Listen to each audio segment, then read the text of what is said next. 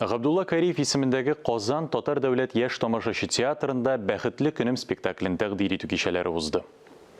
Спектакльнең режиссеры Санкт-Петербург шәһәреннән Екатерина Гороховская. Ул Казан тамашачысына «Мию, минем Мию» премьерасы буенча яхшы таныш.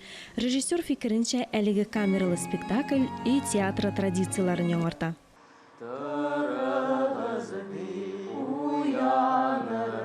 Мы работали. Безнең төп максат спектакльне иң нәми тамашачы өчен ясау. Бала чактагы иң кыйммәтле хатирәләрне барладык. Һәм бу бик гади әйберләр булып чыкты. Бәхетле көнем спектакль артистлардан тыш махсус көй язучы композитор һәм бизәүче рәссамның үзенчәлекле алымнарын берләштереп иҗат ителә.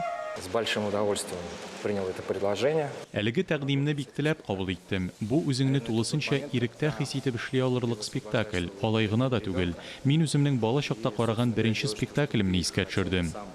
Бу тактиль спектакль тойгыга нигезләнгән. Шуңа күрә бары тик табигый материаллар гына кулланыла.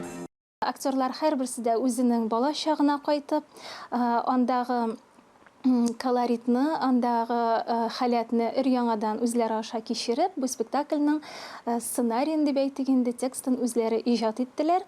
Хатирәләрне барлаган вакытта катнашучыларның барысының да бәхетле көннәре авыл тормышына бәйле булып чыга. Бүгенге көн күрештән дөньядан вакытны туктатып, бәймә кайтабыз үзебезнең бала чагыбызга. Сабыйлар әти ролен башкаручы актер янына килеп, аның ничек агач юнганын карый ала, реквизитларны да тотып карарга мөмкин. Монсы инде спектакльнең тагын бер үзенчәлеге. Алия Галиуллина, Тахир Хәсәнов, Татарстан яңалыклары.